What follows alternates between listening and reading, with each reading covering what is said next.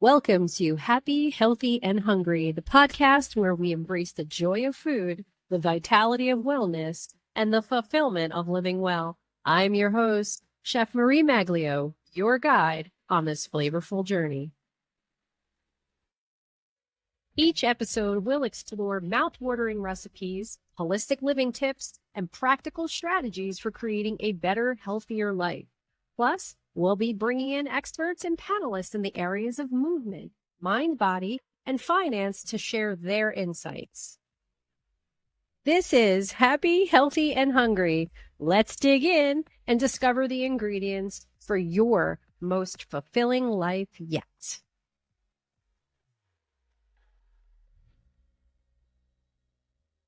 Hey everyone, welcome back to Happy, Healthy, and Hungry. I am your host, Chef Marie.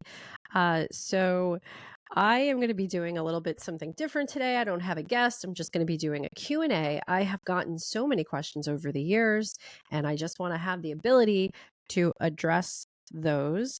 So you might see me looking down sometimes. I'm looking down at my monitor to see those questions that have been submitted. And I also have a live chat, and I have my admin over here, manning the chat. So as you get questions, we might have a response right away. And I apologize for those that I cannot get to, but we will potentially post those answers later on our website at properpalate.com. That is my chef business, my private chef and catering business. That is what I am known for. This is my pivot, everybody. So this is my coming out. I want to share knowledge with everybody. I want to come out and I want to share everything that I've been through on my health journey, spiritually, and just, talking about food. I mean, we always want to talk about food. Jump into some of the questions, and you could also find us too. Our videos will be posted on Spotify, YouTube, Rumble, and iTunes. And you could find our Instagram at Proper Palate NJ. Again, I'm not reinventing the wheel. I'm already established and verified on Instagram. I'm also on Facebook, which I don't use that much. I just post whatever's on Instagram and it goes to Facebook with my social media manager. So a lot of questions are like, why are you an organic chef? So that's one that I think is pretty funny because I can't imagine not eating organic. I can't imagine not eating healthy in the sense of you don't have to go outside and graze on grass like a cow, but you do have to be aware of what types of food you are eating and where it's coming from. So I'm a big proponent of soil to plate. I want to know how my food is grown, what it's being treated with, obviously where the seed came from. Is it an heirloom, clean seed? How's the soil treated? Who is the farmer? And a lot of that is energetic. So that is, that love that you put into things. And that really does transcend into the growing process because there were studies that were done. I don't know if you guys are familiar, but if you have a plant and someone said, oh, I have a green thumb, all right, every plant I get, I kill, right? So it's funny because if you just show love to a plant, and I've played with this before where I've had a plant and it was just withering and looking horrible. And then I all of a sudden made sure it was in the sunlight, made sure it had plenty of water. And besides the feeding, energetically, I would love on it. I would speak to it. I would say, I love you, and be in a heart-centered place when I would talk to the plant. And people like, well, that's crazy. No, it's not. It's absolutely not crazy. That is the type of love that farmers and chefs and anyone who grows anything, they do put that in. And that is a very unsaid thing about the industry of farming and food. And I really just want to bring that to light because there is so much that goes into that. I'm just so passionate about learning about the farmer, learning about the soils, learning about where and how this was grown. So once we figure out how this has been grown, how the soil was treated, the personality and the energy of the farmer and their passion behind why they do organic, non-GMO, and a lot of it is biodynamic. So biodynamic is a whole nother level. And we can have a whole show, which I'm going to have somebody on to talk about biodynamic farming. That is very cool. So I look forward to doing that in the future. Um, so you have this biodiversity within a farm, and it's like the circle, and it just keeps feeding itself, and it's a wonderful process. And the same goes for chickens, cattle, for wild game, what have you. It's not just fruits and vegetables. Um, and so all of that goes to the plate. Now we have to look at, when you get your food to your plate, who's preparing your food? How's it, meaning how's it being slaughtered? Is it being slaughtered humanely? Uh, you know, uh, how long is it in transit? How long is it sitting in a box, like potatoes or vegetables? How fresh is it? So there's all these considerations that need to go into the food prior to it being served to you. And this is where I'm coming from. Now, I'm not saying everybody's like this. Most people, most restaurants and stuff, they're not. That is not a fabrication. It is the truth. If you go to a non-organic restaurant, it's a churn and burn. That's a whole nother podcast, and I don't even want to get into that because it's not my topic. So we are now at the price, the place where I could say, all right, I have my food. It's amazingly grown, raised, humanely slaughtered, etc. Now, what am I going to cook it in? So I don't just cook in any old pot, pan, plate, dish, what have you. The cookware is extremely important to me. So, how I store and prepare my food and how I cook it, I take a lot of consideration into that. Or I put a lot of consideration into that. So, years ago, I was educated by Paul Chek. He's out in California at the Chek Institute, and he had mentioned Salad Master. So Salad Master is this cookware that's made in Texas since the 1940s. It's pretty cool. And I really didn't understand that there was a difference with cookware, but there is. And again, I can get into a whole tear on cookware. But this particular cookware uh, doesn't have any chemicals in it. It's 316 Ti, which means titanium steel. It's the type of metal that you could put in your body. So like, imagine that you need to get a hip replacement, or you have a bar in your leg or back or whatever it is. Any of the metal that has to go into your body is 316 Ti. And the reason it is because it doesn't leach any heavy metals into the body. It doesn't leach, it doesn't rot, it doesn't pit. There's a lot that goes into it. So there is a huge subset of people in the country that know about Salad Master, and there's a huge portion that doesn't. So most restaurants and chefs do not use it. Even the personalities on TV are not using Salad Master. They're using some Joe Schmo all clad or some aluminum pans.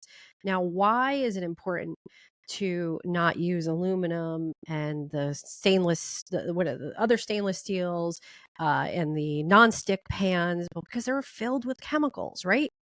So right now, this is going to get deep. This is a little deep, but not too much. We're just going to touch a little bit on health. Listen, I'm not, by any means, I am not a health, quote unquote, practitioner, doctor. I'm just giving you my knowledge, and you could do what you want with it. But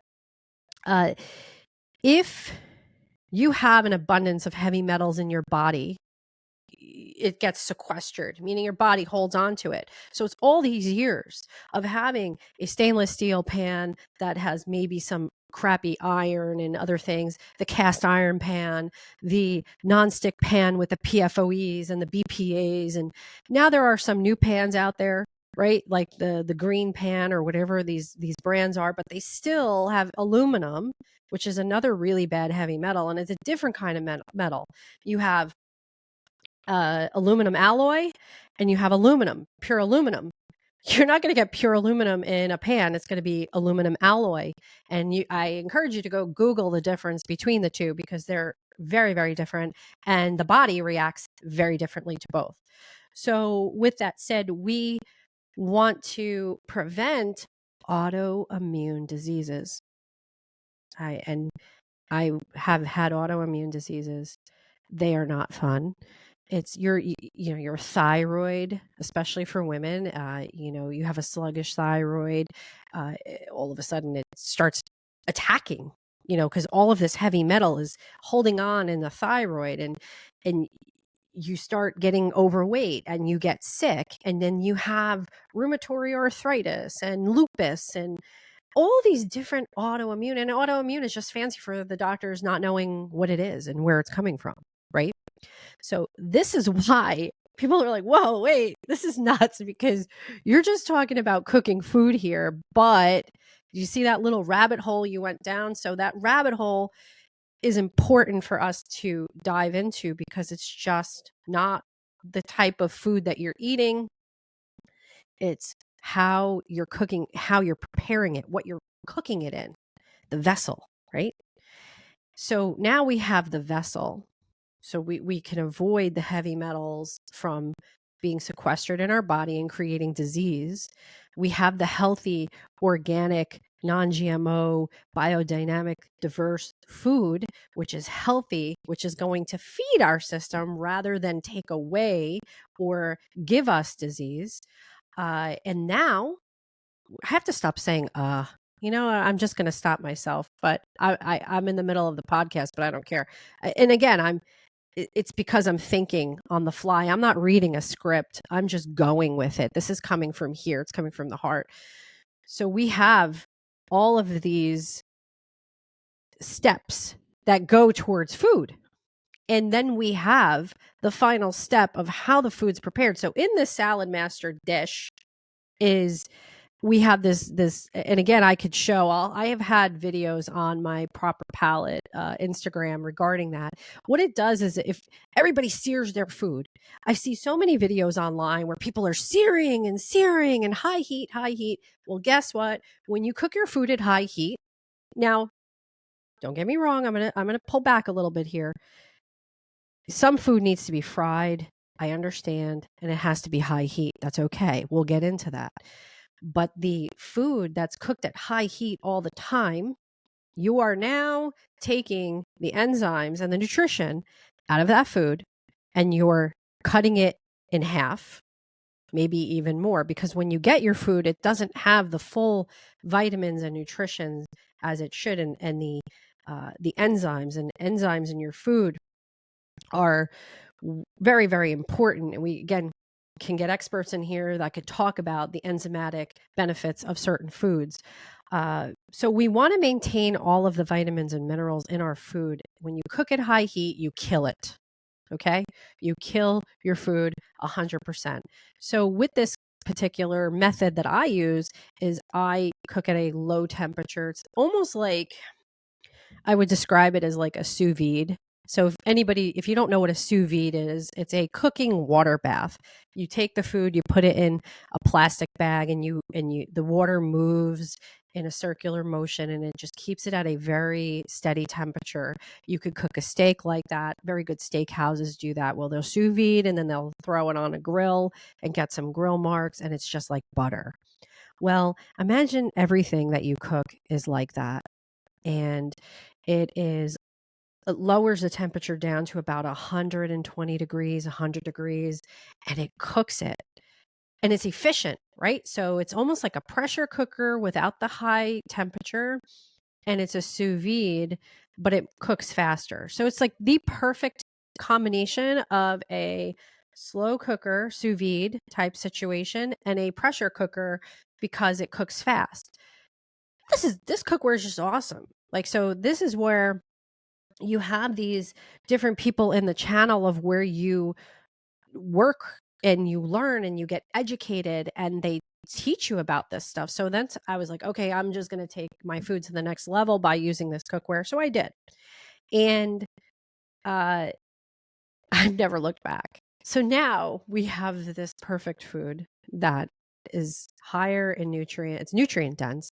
It is tastes better. It's tender, and it's not going to weigh you down because it is organic. It's delicious, and I make everything. I make sauces. I make pastas and everything in these dishes and I'm sorry, in this cookware.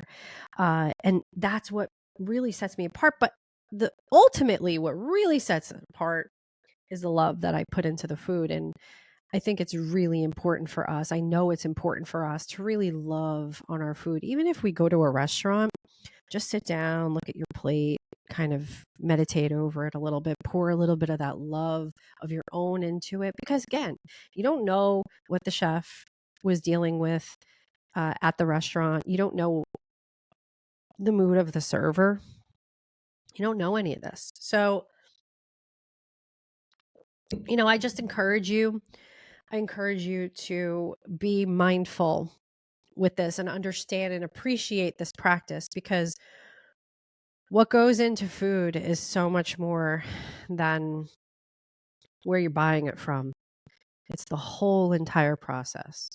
Now, I hope that makes sense, and I hope you appreciate me sharing that. And if you don't, that's okay. That's fine. You don't have to listen to us. You could tune me out. So GMOs, everybody kind of gets into GMOs. GMOs are just, I think of things like canola oil, right? Corn, soy. Those are the two main crops that are genetically modified, and wheat, obviously gluten. Wheat is just a huge insidious one. And again, we'll have experts on here to talk from a physical medical perspective, what that does to the body. And I said, again. Jeez, I'm horrible. See, I'm keeping this very casual because I want you to understand that this is just who I am. I'm not this polished person. See, keep saying So in my chat here, I'm looking. I got some. What do we got? We got a couple of questions here. Let's see what we got. Oh, everybody's really into the genetically modified. Okay, canola oil. Here we go. If I want to cook with canola oil, how bad is it for me? Well, canola oil, and again, I'm gonna cite that. I'm just responding back here. So bad for you. And just listen. Canola oil is really, really, really rough because a lot of people position it as is a low saturated fat content and high monosaturated and polysaturated. Omega 3s versus omega 6. It's very high in omega 6. That's inflammatory. So when you think of it this way, omega 3s like your fish oils, right? And the omega 3s are very good for your heart health. Omega 6 is like kind of like a byproduct. Again, I'm not super understanding of that, but I just know from me, it's very inflammatory compared to other oils. I would never use it. Canola oil is also extracted, and it's like, you ever hear of rapeseed? So it's RAPESEED, rapeseed. It's a rapeseed plant, and they use heat and chemical solvents to create this canola oil, which is horrible. So just that in itself, if you're using chemical solvents to create an oil, that's your answer. You might as well just, not have oil at all. You're probably better off just eating ghee, cooking with ghee, because that's higher heat, or an avocado oil, a clean avocado oil, because you can get some dirty ones too. Uh, Again, it's people use canola oil. I get it because it has a high smoke point. Well, guess what? So does avocado oil. Avocado oil is really good in the sense that it's healthier for you. It's not used with chemical solvents and that process to create it. So what you do is you can cut the butter. You could put part butter, part avocado oil. So the avocado oil is higher heat. You get that butter flavor, the essence, without getting the burn. And obviously, butter has the lowest smoking point, and we don't want to use that to fry a chicken cutlet. So let's see what else we got here. Oh, okay. Oh, yeah, they're very appreciative. Of course, yes. They're going to, the food pyramid people, the people in charge of the food of the world, they say that it's safe for consumption. Of course, it's safe for consumption because then you get sick and then you go on their big pharma plan. And I'm not going to get into big pharma right now because then that's, again, a whole nother topic. They want to keep you sick. I mean, let's face it, there's other countries that have better regulations. Europe has extremely regimented, strict regulations. If you look at a bag of Doritos versus a Dorito bag from here, and you look at the ingredients in Europe versus here, holy cow. We have probably about 20 more ingredients in our Doritos than they do there because it's banned in Europe. I love America. I'm a big fan of the United States, being a resident of here. However, I do not like some of these um, non-regulatory things that they're pushing and the foods that they say are okay to eat, while other European countries have realized and had enough smarts to say, okay, we don't want to kill our citizens and we don't want to put this stuff out there. So I'm going to go back to cookware really quick. You know that cookware is the least regulated thing in the United States. So there's no regulation around cookware, which is why every company under the sun can make cookware.